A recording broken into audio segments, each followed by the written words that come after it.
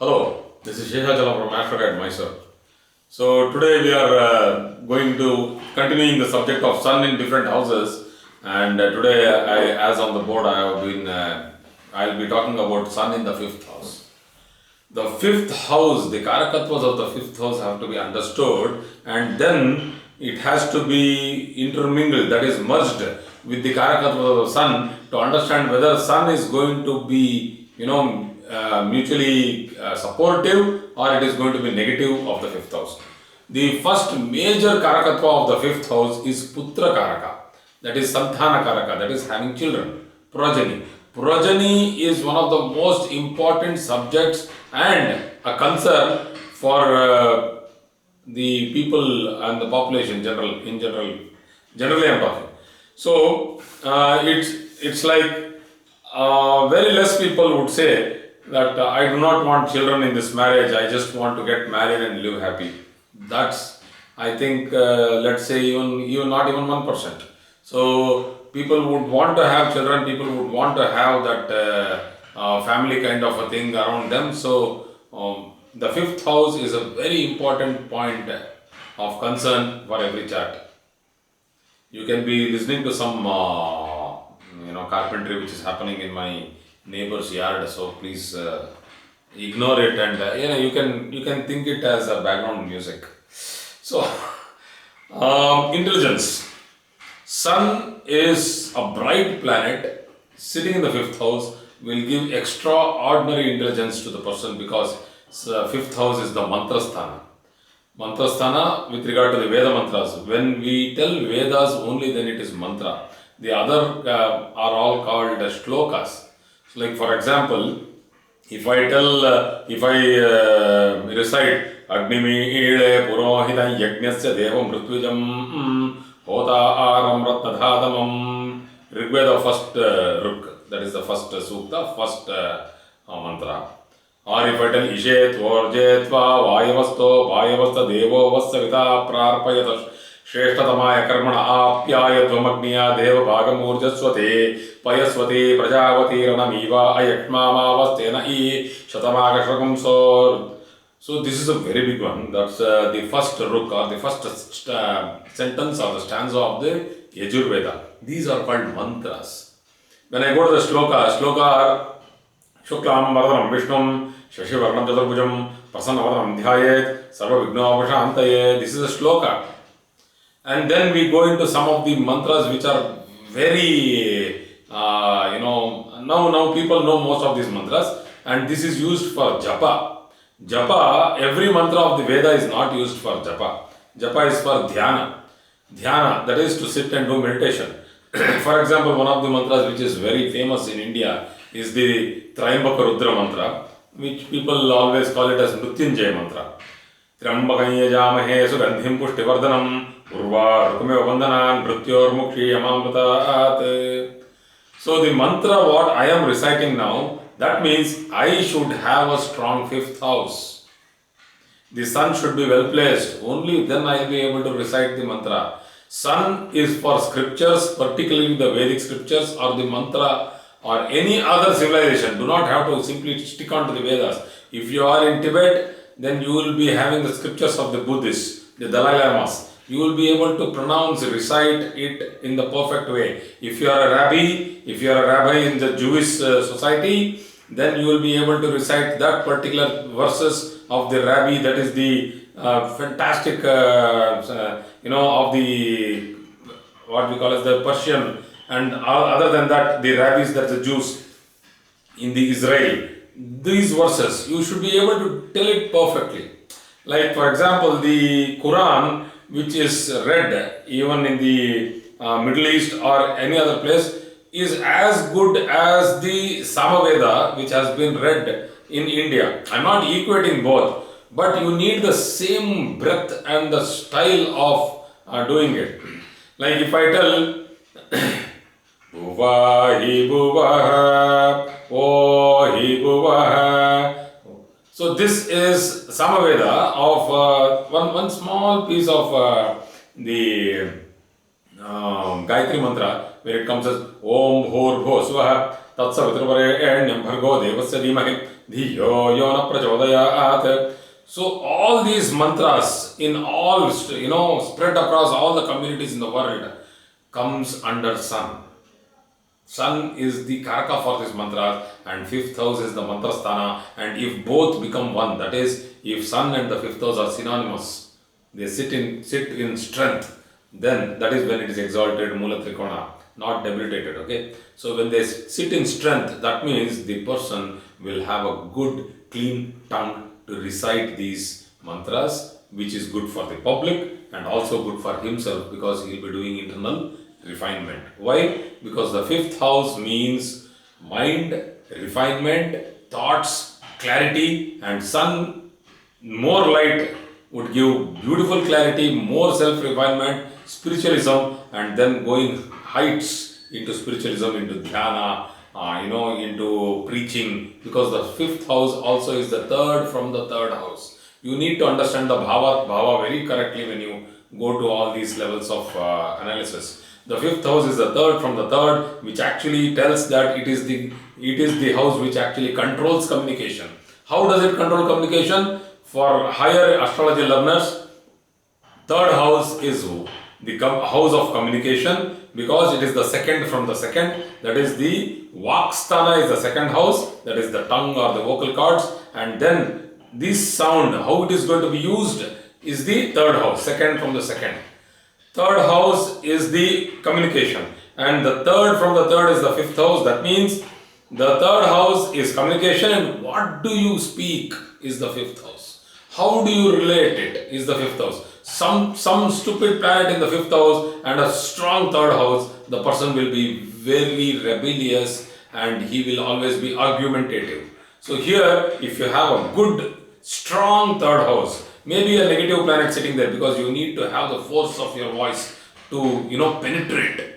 But what are you going to say? What is going to penetrate into the other people's mind is to be analyzed from the fifth house, because that is creativity. So you should understand that sun's position in the fifth house gives extraordinary, brain to have the vocabulary, its fluency, to merge all those words, make it into sentences which are apt particularly to that situation, and so that it can be delivered perfectly to the person. So, coming back to the fifth house main karakatva, that is putrasthana, that is children. I had cut it off there. So when sun is there, sun is not good for having children. It is not a good planet, because it burns up the semen or the ovary, too much of heat. So you will get only a few, surviving fertile sperms or fertile egg. So out of those few, if a son is born or a daughter is born, it will be extraordinary offspring. So it is like a filtered thing. You simply don't get children. Simply getting children. That is the Rahu in the fifth house. That is Bahuputra Yoga. If there is no Saturn influence, or the Navamsha is not Saturn's, that is what is the yoga. But still, the exact opposite of darkness, that is Rahu, encapsulating darkness, is Sun, which is radiating brightness. See, this is captivating darkness, that is, it holds everything inside. Radiating brightness is that it gives out everything. So this person who is born with a parent who is having a fifth house sun will be a righteous, valorous, a brave, and a good citizen for the country. So we usually say it comes under the Ekaputra Yogas. So I will be doing that Ekaputra Yoga later on. But still, this is one of the Ekaputra Yoga combinations where a strong, well-placed sun in the fifth house, unafflicted, will give a good one offspring, but a fantastic son or a daughter. So, why is it considered a malefic placement then?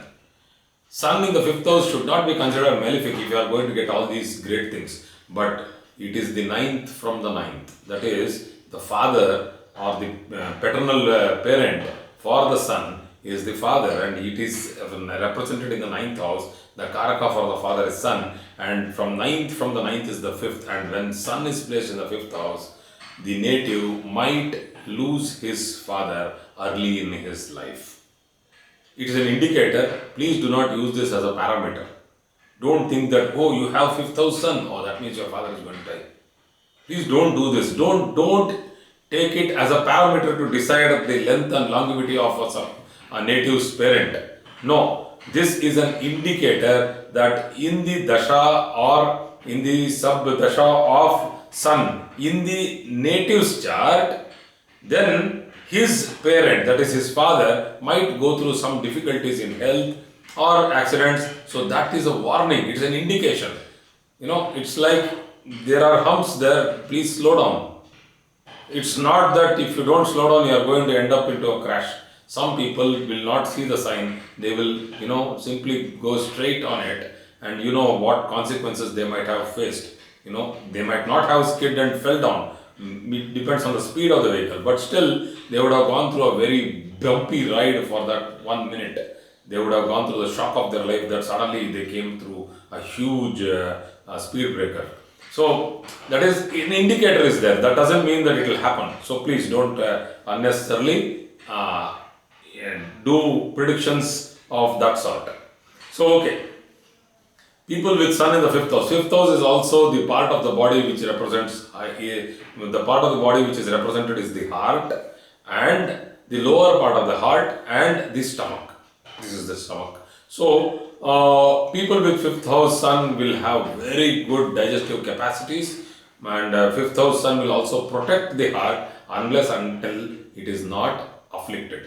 So if it is afflicted, then the stomach ulcers, the liver problems, and the problems of the diaphragm, problems of the lower heart, that is the ventricles, the valves, these things might arise in the native.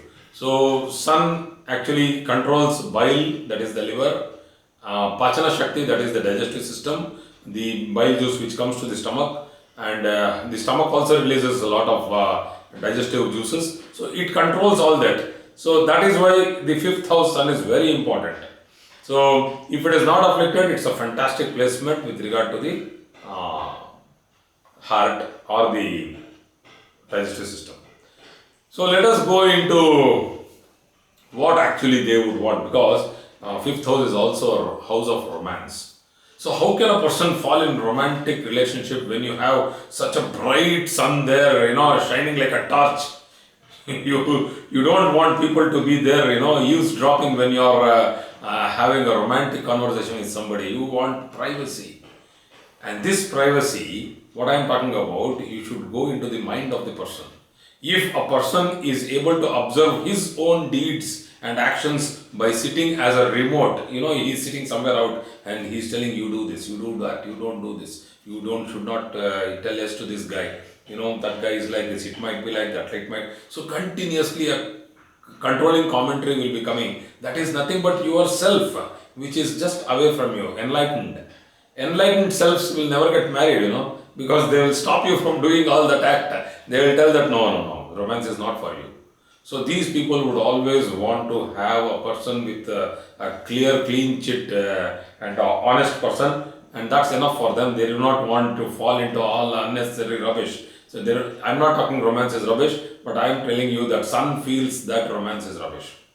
Sun, S-U-N, sun feels that romance is a time of waste of time. So sun thinks that you can directly go, get married, have your children, do your job, you have something else to do which is more important, not falling into all this trap. So Venus is something different and Rahu is very far away from it. And they will tell that this is what is life. Simply working like a machine is a waste of time. So this is the conflict which happens when planets of different nature fall in the fifth house.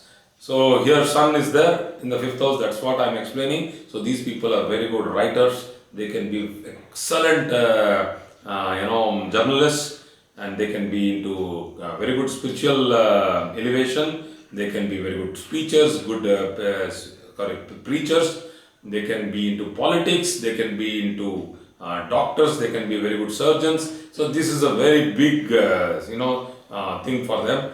And particularly they can be into jewelry, they can be into fine arts, they can be into fashion designing, because sun in the fifth house gives very good insight into how the future should be, so they can be an excellent astrologer.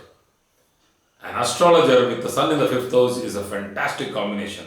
So if I have Jupiter in the Lagna, sun in the fifth house, then this person can be an excellent Vagmi or an astrologer. So these are different yogas. Many yogas are there.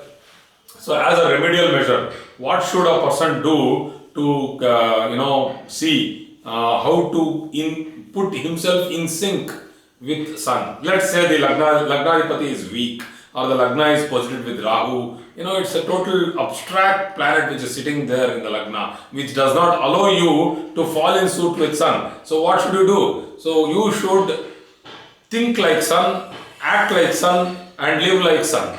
S-U-N I am telling you, not S-O-N. So think like sun. How do you think like sun?